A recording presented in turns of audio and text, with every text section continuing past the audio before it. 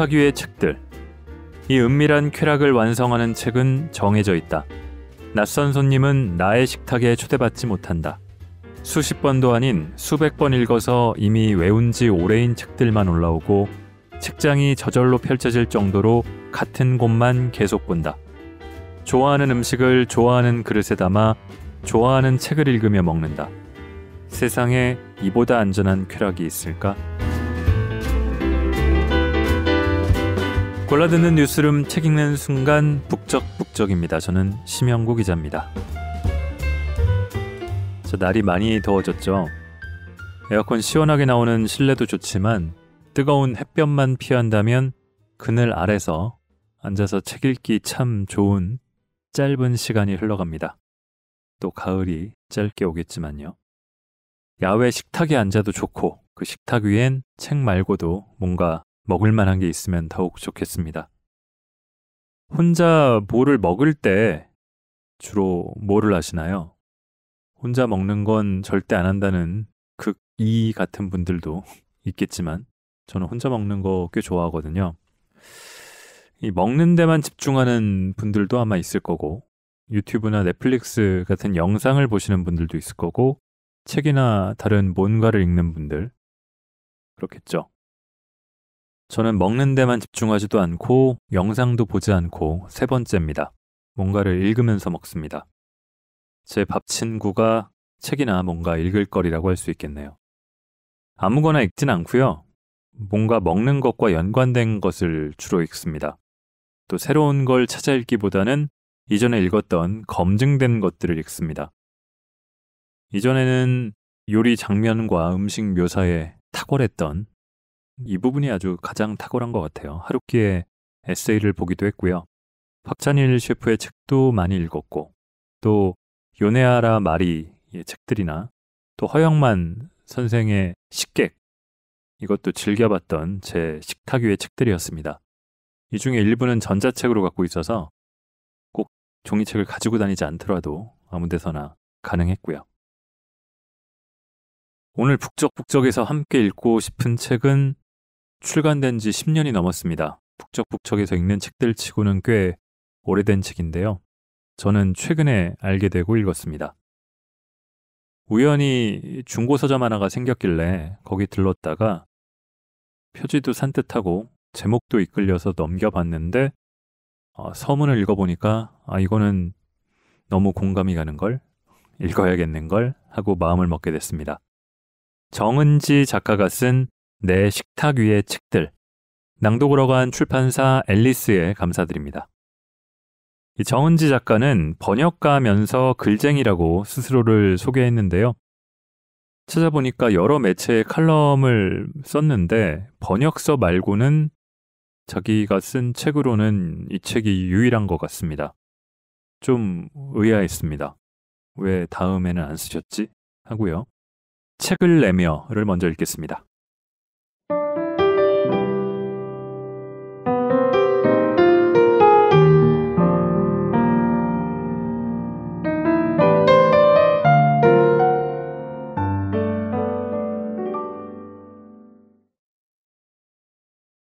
책을 내며 나는 푸드 포르노 중독자였다. 세상에 먹는 낭만한 게 없어. 그의 선언에 그녀와 나는 동시에 웃음을 터뜨렸다. 제철을 맞아 기름이 오른 방어회와 노릇노릇하게 구운 도미머리와 양이 적어 원통한 성게알을 숨도 안 쉬고 해치운 직후였다. 지당한 말씀. 좋아하는 사람과 좋아하는 것을 먹는 것보다 좋은 일은 별로 없다. 하지만 그 화기애애한 자리에서는 차마 말하지 못한 비밀이 있다. 나는 혼자 먹는 밥이 더 좋다. 왜냐하면 더 탐욕스럽게 온전히 먹는 것에만 몰두할 수 있기 때문이다. 정말 좋아하는 것은 그래서 혼자 먹는다. 어떤 날은 뱃속에 마늘을 가득 채워 통째로 구운 닭에 서늘한 맥주를, 어떤 날은 비계가 매콤하게 녹아드는 돼지 불고기에 밥 많이, 또 어떤 날은 생크림을 듬뿍 넣고 무쇠 팬에 구운 스콘에 싸구려 찻잎으로 독하게 끓인 마살라 차이를. 나는 설거지를 두려워하지 않는다. 오랫동안 모은 그릇들을 마음껏 늘어놓고 나 혼자만을 위한 상을 차린다. 그리고 마지막 순간 서가로 간다. 식탁 위의 책들. 이 은밀한 쾌락을 완성하는 책은 정해져 있다. 낯선 손님은 나의 식탁에 초대받지 못한다. 수십 번도 아닌 수백 번 읽어서 이미 외운 지 오래인 책들만 올라오고 책장이 저절로 펼쳐질 정도로 같은 곳만 계속 본다. 좋아하는 음식을 좋아하는 그릇에 담아 좋아하는 책을 읽으며 먹는다. 세상에 이보다 안전한 쾌락이 있을까? 어릴 때부터 나는 먹는 이야기에 집착했다. 주인공이야 왕위를 빼앗기건 해적에게 납치당하건 배가 난파해 무인도에 떠내려가건 내버려 두고 그들이 뇌조를 굽거나 알뿌리를 캐는 장면에만 쉼취했다. 오랫동안 굶주리다 간신히 발견한 굴 껍질에 칼을 밀어넣고 억지로 비튼다. 입을 바싹 떼고 욕심 사납게 빨아들인다. 턱으로 흘러내리는 비릿한 냄새를 나는 맡을 수 있었다. 죽음의 무도에서 스티븐 킹은 말했다. 자신이 호러에 탐닉하는 것은 상상력 때문이라고. 내가 먹는 장면만, 오직 먹는 장면만 보고 또 본 이유는 그거였다. 그림이 아니라 그리기에 그 힘은 오히려 강했다. 단호히 말하지만 세상에 아직 못 먹은 음식보다 맛있는 음식은 없다. 나는 상상하고 상상하고 상상했다. 인터넷의 발명은 상상의 세계를 현실로 소환했다. 웹을 뒤지다 보니 나 말고도 먹는 이야기에 집착하는 사람들이 있었다. 세상은 그들을, 그리고 물론 나를 푸드 포르노 중독자라고 부른다. 푸드 포르노는 1990년대 후반 즈음 생긴 말이다. 섹스 대신 음식이 욕망의 대상이 되어 성기 대신 침샘과 위장을 자극하는 글이나 사진이나 영상을 말한다. 이는 놀라운 속도로 확산되었고 지금도 여전히 확산 중이다. 위키피디아 미국판의 쿠킹쇼 항목에서 꼽는 유명 TV 프로그램만 100개에 달하며 미국 아마존에는 지난 한 달 사이에만 2,000종에 가까운 음식 관련 서적이 올라왔다. 고전 소설을 주로 출간하던 유서 깊은 출판사 모던 라이브러리는 모던 라이브러리 푸드라는 이름으로 음식 관련 픽션 및 논픽션을 내고 있으며 펭귄 출판사에도 펭귄 그레이트 푸드 시리즈가 있다. 책이나 영화도 있지만 웹이야말로 푸드 포르노의 천국이다. 트래픽이 있는 곳에는 먹을 게 있고 먹을 게 있는 곳에는 트래픽이 있다. 신문사나 방송국의 인터넷판은 물론 대형 포털이고 카페고 음식사진 천지고 블로고스피어에서 가장 인기 있는 콘텐츠도 단연 음식이다. 오늘날 음식 사진 없이 운영될 수 있는 개인 블로그가 얼마나 될까? 음식 포스팅만 구독하는 블로거가 적지 않고 음식 포스팅만 하는 블로거는 훨씬 많다. 포르노에서 중요한 것은 작품성이 아니다. 웹의 음식 사진은 진부하기 그지없고 따라붙는 설명은 누가 썼건 비슷하다. 그리고 가장 많은 댓글이 달리는 것은 언제나 설탕과 기름이 넘쳐나는 불량한 음식이다. 햄버거나 케이크 사진은 시기장의 커뮤니티에서도 인기 있는 콘텐츠다. 왜냐하면 사진 속의 음식은 아무리 먹어도 살찌지 않고 따라서 죄책감 역시 없기 때문이다.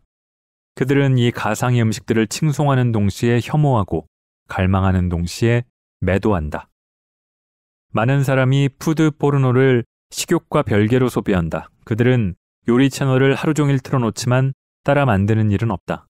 근사한 요리책이 여러 권 있지만 부엌 선반이 아니라 서재 책장에 행여 국물이라도 튈세라 안전하게 보관한다. 그들에게 제이미 올리버나 고든 램지는 포르노 스타다.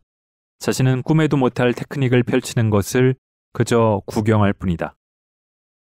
음식을 다루는 텍스트에 집착하는 것은 뇌의 특정 부분의 이상 때문이라는 논문을 본 적이 있다. 하지만 이 글을 쓰며 다시 확인하니 찾을 수 없었다. 이 가설은 정말 존재하는 걸까? 아니면 내가 자기 합리화를 위해 무의식 중에 기억을 위조한 걸까? 어느 쪽이건 상관없다. 언젠가는 이 글을 썼을 것이다. 푸드 포르노를 보는 것에 만족 못하고 직접 나섰을 것이다. 작은 소망이라면 독자들이 이 책을 들고 식탁 앞에 앉는 것이다. 종이 위의 음식들이 나에게 준 흥분과 위로를 나누고 싶다. 그리고 문득 깨닫는 것이다. 혼자 먹는 밥은 꾸역꾸역 넘겨야 하는 현실이 아니라 가장 은밀한 즐거움이라는 것을. 포르노의 미덕은 누가 뭐래도 실용성이다. 이 책도 마찬가지다.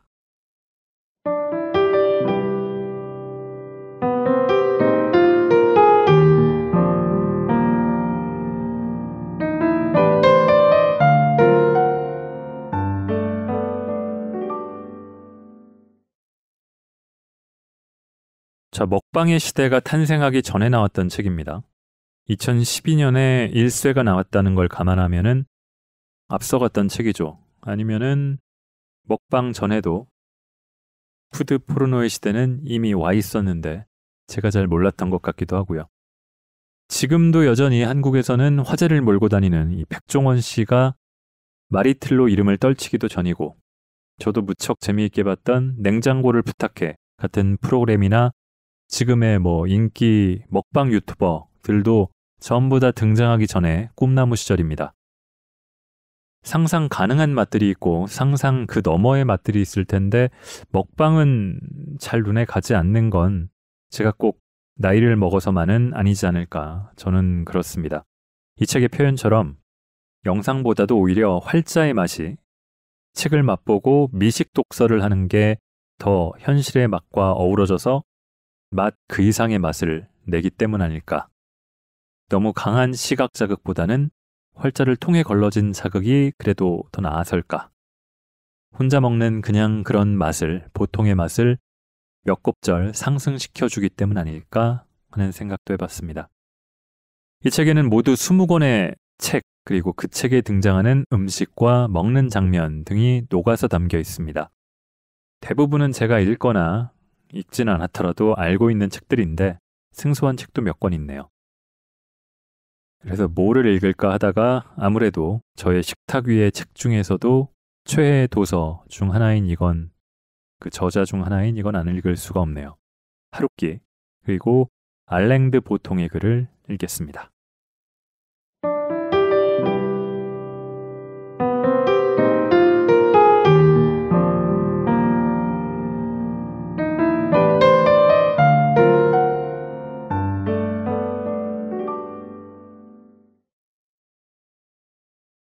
무라카미 하루키에게 낚인 사람 클럽.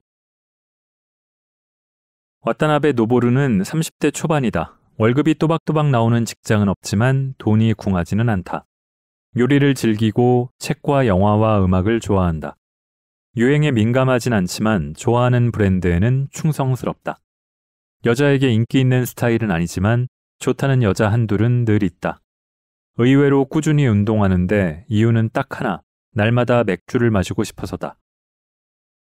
하루키 소설 남자 주인공보다 팔자 좋은 사람은 없다.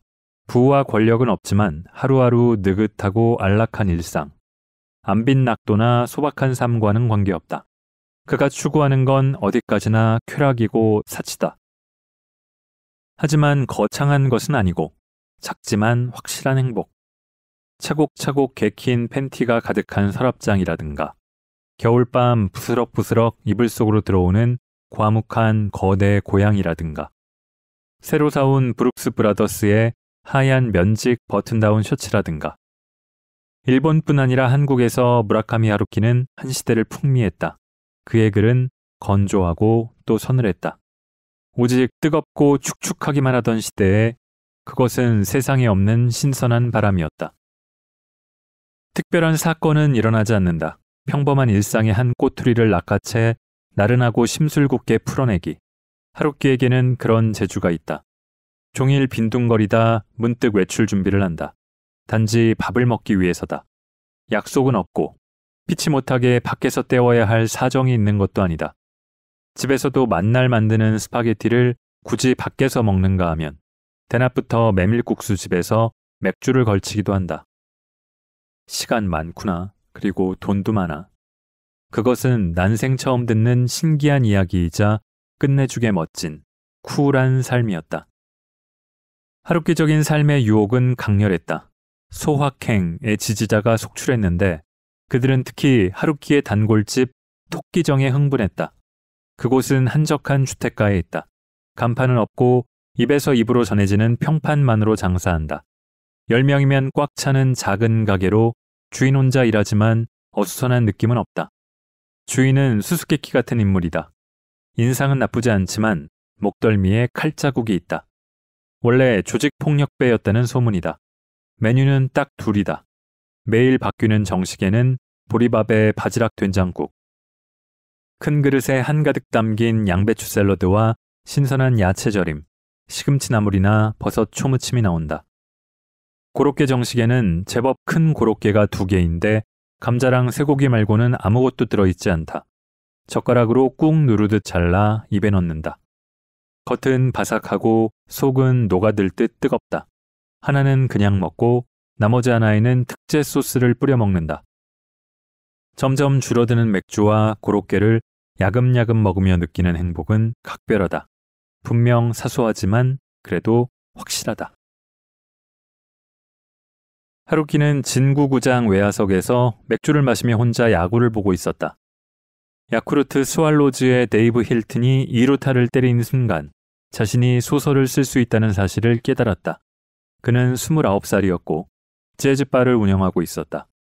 매일 영업이 끝나면 글을 썼고 7개월 후 완성했다. 그 소설이 바람의 노래를 들어라다. 데뷔작으로 군조 신인문학상을 탔지만 가게는 그만두지 않았다.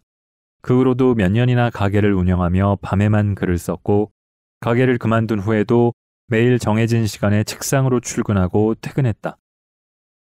소설 쓰기는 어디까지나 일상의 일부지 일상을 팽개치고 매달려야 하는 무언가가 아니라고 생각했기 때문이다. 1986년부터 89년까지 하루키는 3년간 유럽에 머물렀다. 여행으로 들락거린 게 아니라 이탈리아와 그리스에 아예 집을 구해 살았다. 그것은 여행이 아니라 일상이었다. 그러기에 계속 소설을 썼고 그곳에서 또 다른 토끼정을 발견했다. 이름하여 치구정. 이탈리아 시골 식당 이름이 왜 그따위냐면 사실은 이름이 없기 때문이다. 치구정은 원래 여관이었다. 어느 스위스인이 사서 별장으로 꾸몄는데 난데없이 예약 전화가 온 것이다. 주인 안학은 짜증내는 대신 말했다. 사정은 모르겠지만 올 테면 오세요. 아침마다 주인이 졸린 눈을 비비며 차를 몰고 가 막 구워낸 크루아상과 롤빵을 사온다. 커다란 접시에 가지런히 담은 햄과 치즈, 아침에 나온 계란으로 만든 스크램블드 에그, 갓 짠 주스와 커피가 있고 프루트 칵테일, 뜰에서 딴 과일들, 애플파이까지 나온다. 점심과 저녁은 동네 식당으로 슬슬 걸어가서 먹는다. 야외 테이블에 파스타, 버섯과 쇠고기 요리, 여름 야채 무스, 가지 그라탱이 차려진다. 디저트는 초콜릿 무스다. 배 꺼트릴 겸 산책이라도 나가면 여관 강아지가 신나서 쫓아온다. 숲속으로 들어가면 버섯 따는 아저씨가 우렁차게 인사한다. 밤에는 토끼랑 멧돼지가 포도나 살구를 훔쳐 먹으러 온단다. 일본을 떠날 때 하루키는 37살, 데뷔 8년 차였다. 대단한 인기 작가는 아니라도 전업 작가로 살 정도는 되었다. 30대를 넘기면서부터 그는 줄곧 생각했다. 40살이라는 나이는 하나의 전환점이라고. 그가 떠난 것은 정신적으로 탈바꿈하고 나서는 더 이상 쓸 수 없는 소설을 쓰기 위해서였다. 유럽에서 보낸 3년 동안 그는 2편의 소설을 썼는데 그중 하나가 노르웨이의 숲이다. 이 책이 10만 부 팔리자 하루키는 자신이 많은 사람들에게 사랑받는다고 생각했다. 하지만 100만 부를 넘기자 고독해졌다. 지치고 혼란스러웠다. 그렇지만 그 고독과 혼란은 오래가지 않았다. 좋은 쪽이건 나쁜 쪽이건 그는 자신의 위치를 받아들인 것으로 보인다. 노르웨이의 숲 이후 하루키는 일본을 대표하는 작가 반열에 올랐고 지금은 현역 일본 작가 중 가장 유력한 노벨문학상 후보로 거론되기까지 한다. 2009년 그는 이순의 나이에 1Q84를 내놓는다. 한국에 다시 한번 하루키 열풍이 불었지만 나는 읽지 않았다. 그도 변했지만 나도 변했기 때문이다. 15년 전 나는 결심했다. 언젠가는 토끼정을 찾아 일본으로 가겠다고. 지금은 그럴 생각이 없다. 그런 가게는 존재하지 않기 때문이다. 토끼정은 너무 근사하다. 너무나 하루키적으로 근사한 이야기라서 사실일 리가 없다. 그래서 실망했다는 건 아니다. 토끼정이 단지 하루키의 희망사항이라도 상관없다. 누가 뭐래도 그는 허구를 지어내는 일상을 가진 사람 아닌가.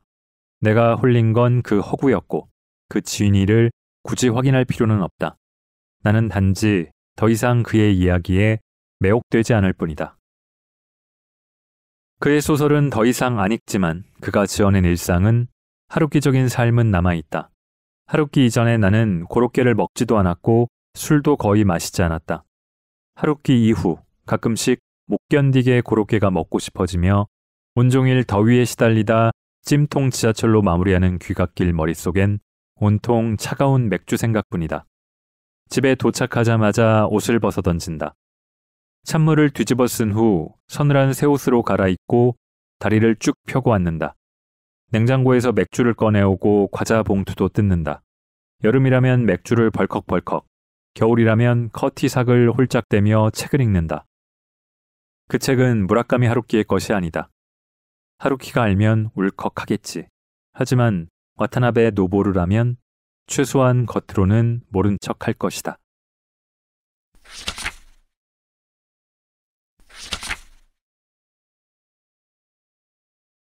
사각 쟁반 위에 만다라. 당신이 2009년 여름 런던을 찾았다 치자 지독히 더운 주제에 툭하면 비에 안개에 하여간 우울했을 것이다. 맛대가리 없는 밥이 비싸기는 왜 이리 비싸. 물어물어 찾아간 버버리 할인 매장에서도 건진 게 없으니 애타게 기다리는 엄마에게 한 소리 듣게 생겼다. 이제는 여행이고 뭐고 지긋지긋하다. 강철과 유리로 지은 히스로 공항 제5터미널은 영국에서 가장 큰 단독 건물이다. 까마득하게 높은 천장 아래 책상이 있고 탄산수병, 유리컵, 그리고 노트북이 올라있다. 아무리 봐도 공항 직원 같지 않은 남자가 앉아있는데 노트북 화면 대신 지나가는 사람들 얼굴만 쳐다본다. 저건 웬 대머리야? 그것은 알랭드 보통의 대머리였다. 그가 분주한 탑승구역 한복판에 뜬금없이 눌러앉은 것은 세계화 반대 시위 때문이 아니다. 보통은 히스로 공항의 경영사 BAA에게서 상주 작가 제안을 받았다. 제5터미널에서 한 주일 죽치며 글을 써달라는 것이었다. 말하자면 행위예술 언저리인 셈이다. 그런 곳에서 글이 써질까? 물론이다. 왜냐하면 보통이 말했듯 독창적 사고는 수줍은 동물이라 뚫어지게 쳐다보면 절대 굴에서 안 나오기 때문이다. 혼잡한 거리나 터미널을 보고 있어야 비로소 슬금슬금 기어나온다. 공항에서 일주일을 게이트와 면세점, 휴게실에다가 기내식 공장, 경납고 또 관제실을 건조하게 바라본 결과물이다. 우리는 왜 여행에 매혹되는가? 낯선 곳은 외롭다. 그래서 편안하다. 평소에는 못 먹는 걸 먹고 못 입는 걸 입고 못하는 짓을 할 수 있다. 하지만 그런 걸 못하면 또 어때? 일상을 벗어나는 것으로 충분하다. 보통은 여행보다도 그것을 돕는 기계의 아름다움을 열렬히 찬미한다. 호텔, 도로, 주유소, 간이식당, 그리고 공항. 다들 목적이 아니라 수단이다. 머무는 곳이 아니라 스쳐가는 곳이다. 장소 아닌 장소다. 우울할 때면 공항으로 가 비행기가 끊임없이 뜨고 내리는 것을 바라보던 남자가 이제는 공항에 머무르며 글을 쓴다. 그리고 돈을 받는다. 그리하여 공항은 마침내 장소가 되었다. 단 일주일일지언정 알랭드 보통이 작가로서의 삶을 사는 곳이 되었다. 민간공항이 처음 생긴 건 제1차 세계대전 직후다. 퇴역 조종사들을 주축으로 생긴 항공사들의 주 업무는 우편 배달이었다. 점차 승객을 태우게 되었지만 기내식은 공항 식당이나 근처 호텔에서 구입한 사과나 샌드위치 정도였다. 기내식이 본격화한 건 1934년 유나이티드 항공이 오클랜드 공항에서 직접 주방을 운영하면서부터다. 1945년 팬 아메리칸 항공이 협력업체와 함께 새로운 콘벡션 오븐을 개발한 이후로는 보온 용기에 보관했다 미지근하게 제공하던 음식을 냉동 상태로 반입해 따끈하게 데워내는 게 가능해졌다. 요새는 항공사가 직접 주방을 운영하기보다는 케이터링 업체를 이용한다. 항공 전문 케이터링 업체는 공항 인근이나 아예 내부에 자리 잡고 있다. 같은 공항에서 이륙하는 비행기는 항공사가 달라도 같은 업체를 이용하며 같은 항공사라도 이륙 공항에 따라 다른 업체의 기내식을 실는다. 기내식은 좌석 등급에 따라 또 항공사에 따라 다르다. 나라마다 입맛이 각각이라지만 기내식 평가만은 의외로 한 목소리다. 중동이나 아시아 항공사가 대체로 호평이고 북미가 최악이라는 것이 중론이다. 미리 신청하면 특별식을 받을 수도 있다. 저지방, 저칼로리, 저단백식 등 의학적 특별식이 있고 유대교나 이슬람교 등 종교적 특별식에다가 채식주의자식, 유아식도 따로 제공된다. 하늘을 나는 것은 인류의 가장 오랜 꿈이었다. 민간항공의 여명기에 비행기 탑승은 돈으로 살 수 있는 최고의 경험이었고 기내식은 그 판타지의 절정이었다. 단지 구름 위에서 먹는다는 것만으로 평범한 식사가 문자 그대로 천상의 음식이 된 것이다. 이제 비행기 여행은 더 이상 사치가 아니다. 원하는 장소로 가기 위한 수단에 불과하다. 어쩔 수 없이 겪는 고역이며 짧을수록 좋다. 1970년대 말 규제 완화로 대거 등장한 신생항공사들은 공짜 서비스를 없애고 가격으로 승부하기 시작했다. 요즘은 인터넷 최저가 검색의 시대를 맞아 가격 경쟁이 한층 살벌해진 가운데 서비스 차별화를 내세우던 대형 항공사들도 대세를 따르고 있다. 많은 항공사가 국내 비행의 이코노미 클래스에는 기내식을 제공하지 않으며 땅콩이나 프레첼에도 따로 요금을 매긴다. 2008년에는 US항공이 물, 커피, 콜라를 몽땅 유료로 전환했다가 슬그머니 철회하는 해프닝까지 있었다. 승객이 도시락을 싸오거나 아니면 돈을 내고 사 먹어야 하는 BYO 정책은 항공사들의 추가 운임 인하를 가져왔다. 하지만 그 인하폭은 비용 절감에 비하면 미미하다는 주장도 있다. 기내식 간소화로 인한 비용 절감은 얼마나 될까? 항공사가 케이터링 업체에 지불하는 음식값은 이코노미 클래스 기준으로 1인당 $20 수준이다. 하지만 좌석이 덜 차서 남는 기내식을 버릴 때의 손실, 기내식 무게로 인한 추가 연료, 특수 오븐이나 커피 메이커 비용, 승무원 인건비, 하다못해 기내식 탑재로 인한 추가 공항 대기 시간까지 고려해야 한다. 아메리칸 항공은 공짜 음식 철폐로 2005년 한 해에만 $3천만, 유나이티드 항공은 단거리 비행에서 프레첼을 없애서 $65만 절감했다고 발표했다. 적지 않은 돈이지만 총 수익 규모에 비하면 1% 미만에 불과하다. 기내식 폐지는 항공사의 엄살일 뿐 비용 절감만큼의 요금 인하는 없다는 불만에는 일리가 있다. 하지만 어차피 공짜라도 안 먹을 음식 한 푼이라도 깎아주면 환영이라는 의견도 있다. 기내식이 전자레인지에 돌려먹는 $2짜리 즉석식품과 다를 게 없다는 불평 역시 틀린 말은 아니다. 기내식은 왜 맛이 없는 걸까? 너무 많은 양을, 그것도 이륙 시간에 맞춰 급하게 준비하는 게 문제다. 보통이 견학한 케이터링 회사 게이트 구르메가 매일 조리하는 기내식은 68만 5천 인분에 달한다. 거기다 혹시 이륙 시간이 변경이라도 된다 치면 식어 빠진 걸 다시 데우고 또 데운다. 이래놓고 맛있으면 오히려 이상하다. 높은 고도와 기내 소음이 음식 맛과 미료의 기능에 간섭한다는 얘기도 있다. 음식은 뻑뻑해지고 풍미를 잃는 한편 승객들은 맛을 제대로 못 느끼게 되는 것이다. 기내식이 죽도록 짠 건 그 때문이다. 하지만 맛보다 더 큰 문제는 안전이다. 고립된 공간에서 발생하는 집단 식중독은 엄청난 결과를 가져올 수 있다. 1992년 아르헨티나 항공 기내식의 새우가 콜레라균에 오염되는 사고가 발생했는데 여럿이 발병하고 사망자도 1명 나왔다. 2010년 미국 식품의약안전청 보고서에 의하면 세계에서 가장 큰 케이터링 업체 3곳의 주방에서 죽은 바퀴벌레와 파리를 필두로 온갖 규정 위반이 발견되었다고 한다.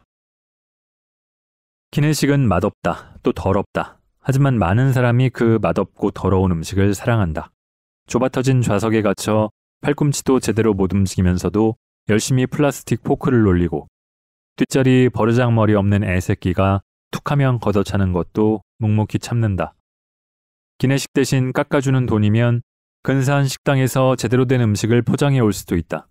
하지만 기내식에는 맛있는 한 끼 음식 이상의 무언가가 있다. 세상에는 기내식 전문 사이트라는 게 있다. 에어라인 밀.net이나 에어플레인 푸드.net에는 똑같은 음식을 찍은 구도마저 똑같은 사진들이 연신 올라오고 사람들은 똑같은 댓글을 부지런히 단다. 믿거나 말거나 기내식 노스텔지어라는 것까지 있다.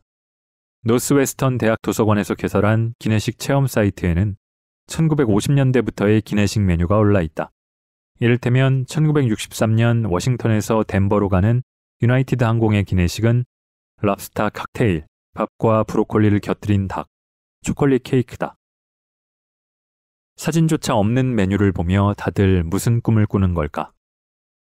우리는 왜 기내식에 매혹될까? 나를 홀리는 것은 여행 자체보다는 그것에 대한 기대다. 왜냐하면 환상은 언제나 현실보다 우월하며 기만은 필연적으로 진실보다 달콤하기 때문이다. 그리고 그 기대가 최고조에 달하는 것은 비행기에서 싸구려 쟁반을 받아들고 플라스틱 뚜껑을 여는 순간이다. 사각 쟁반 위에 우주가, 자기 완결적 세계가 있다. 기내식은 여행의 완벽한 축도인 동시에 여행자의 만다라다.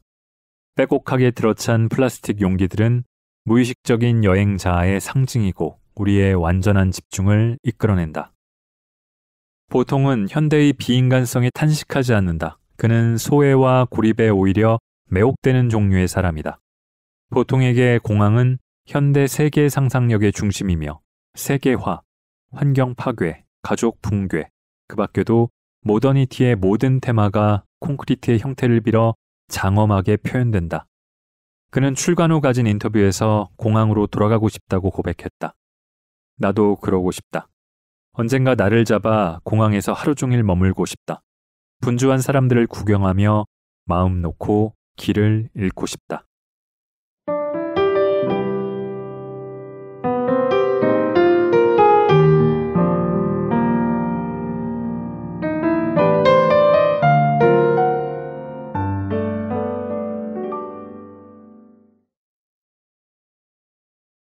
자, 정은지 작가는 그러고 보니까 아까도 언급했지만 지금 고인이 된 요네하라 마리 작가와 겹치는 데가 좀 있습니다. 번역가와 통역가라는 차이는 있지만 모국어가 아닌 다른 언어를 모국어로 옮긴다는 면은 공통적이고 또 음식을 좋아하고 그 연원을 쫓는데 집요한 면이 있다는 점, 그리고 그걸 책으로 내서 저 같은 사람도 이런 생각을 하게 만든다는 면도 닮았습니다. 조금 더 심각하게 가볼까 궁리하다가 모험으로 마무리하겠습니다. 집에서 라임과 민트에 럼과 소다를 타고 십몇 년 전 짧게 들렀던 카리브의 해변을 그리며 저는 모히또를 만들어 먹기도 하는데요. 마치 그 터키 꿀엿, 터키시 딜라이트로 확인된 할바라는 어릴 적의 추억의 먹거리를 찾아서 온갖 곳을 뒤져댔던 요네하라 마리처럼 정은지 작가의 여정이 매우 흥미진진한 라임 피클을 쫓는 모험을 읽으면서 이번 주 북적북적 마치겠습니다. 저마다 식탁 위에 이런 책도 가끔 올려보시고 동반자로 삼으시면 어떨까 싶습니다. 들어주신 모든 분들 감사합니다.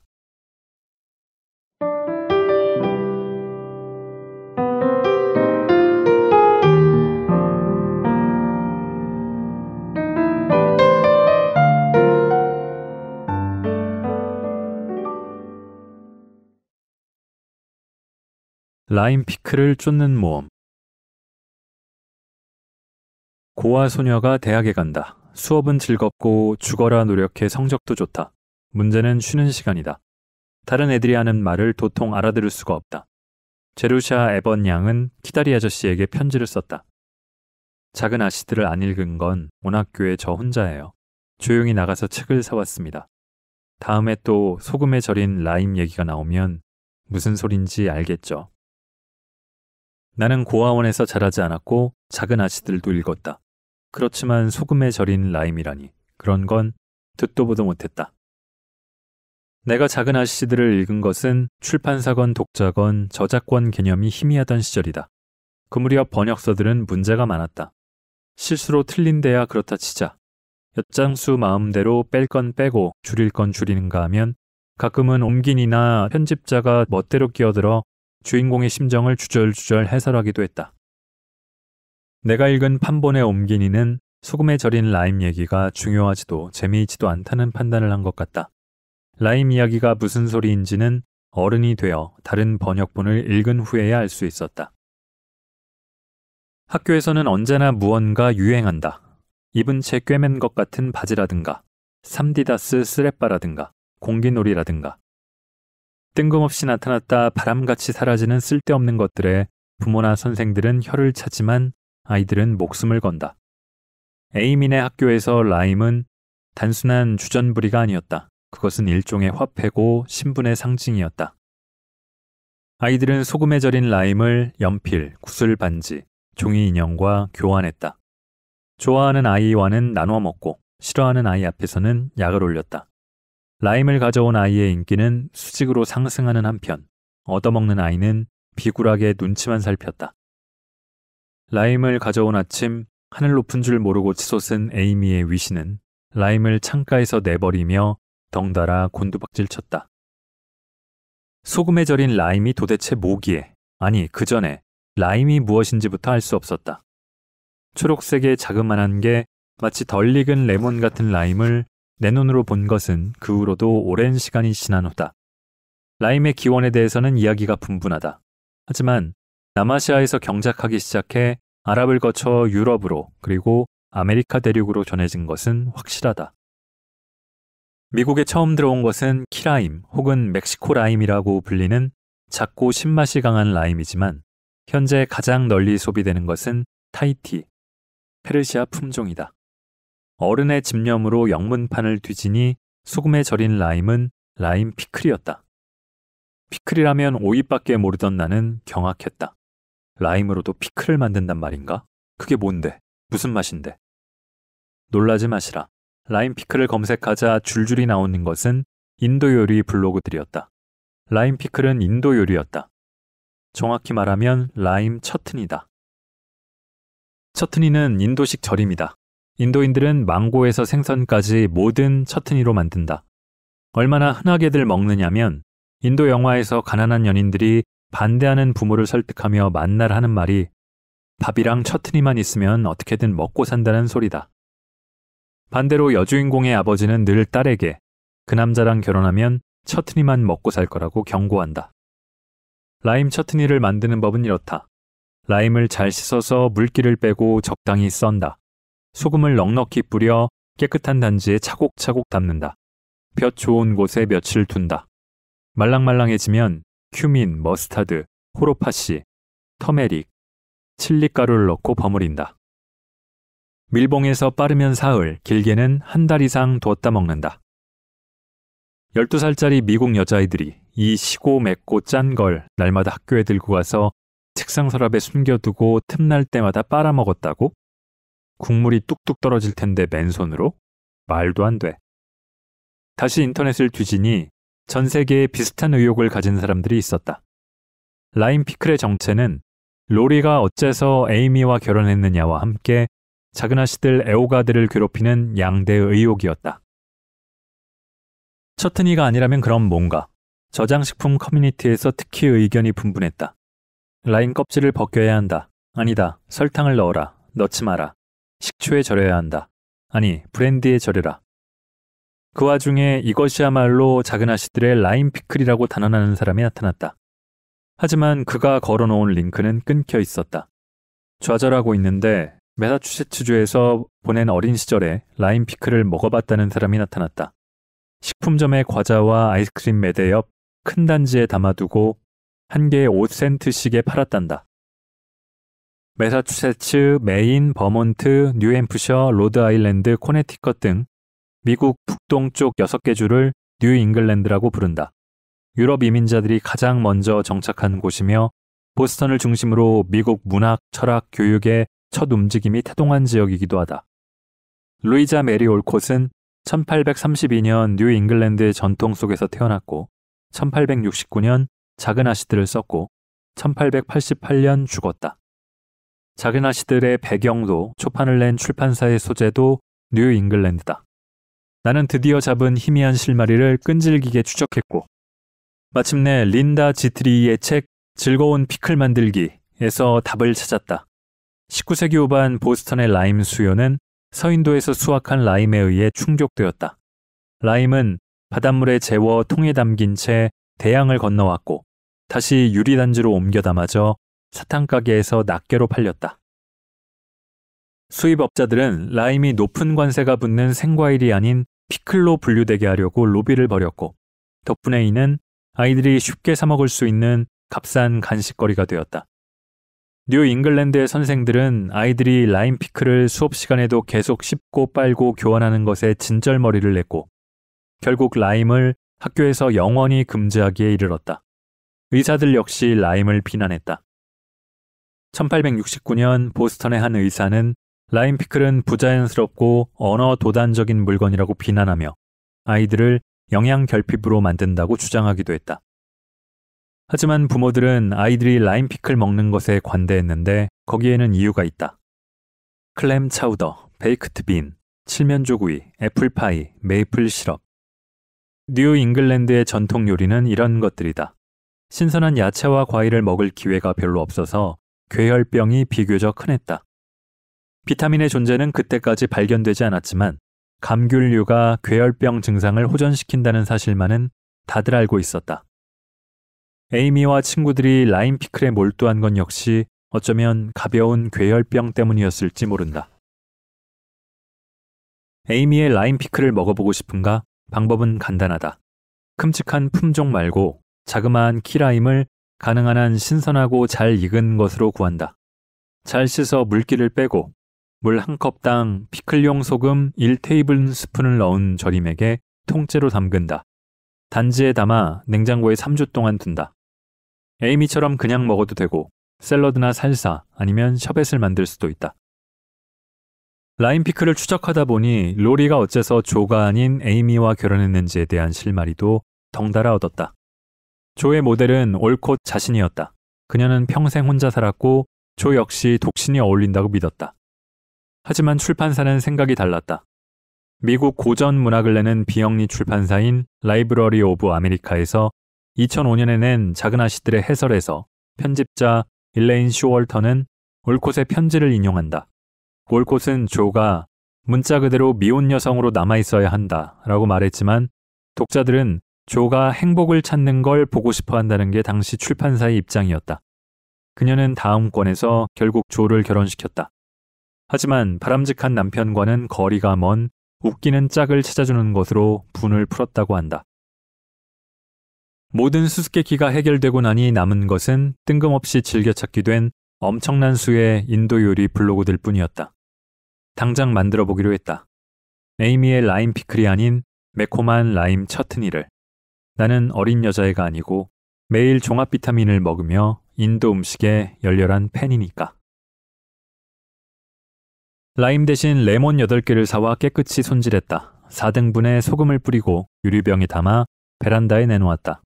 하루에 2번씩 뒤집으며 애지중지 관리할 예정이었는데 아뿔싸, 대뜸 몸살이 난 것이다. 고열에 시달리다 보니 레몬 처트니는 뒷전이 되었다. 열이 내리자마자 베란다로 내달렸지만 이미 늦었다. 나는 이를 북북 깔며 하얗게 곰팡이가 핀 레몬을 내다버리고 뜨거운 물로 항아리를 박박 닦았다. 언젠가는 다시 도전할 것이다. 당장은 기력이 딸리고 의욕도 없지만 지금은 라임을 사와 모히토나 만들어야겠다. 사탕수수 시럽이 없는 게 아쉽지만 대신 민트는 듬뿍 넣어야지. 탄산수는 조금만, 럼은 흥청망청 넣고 호쾌하게 들이켜면 라임 피클을 찾는 모험에서의 무사 귀환을 축하하기에 부족하지 않을 것이다.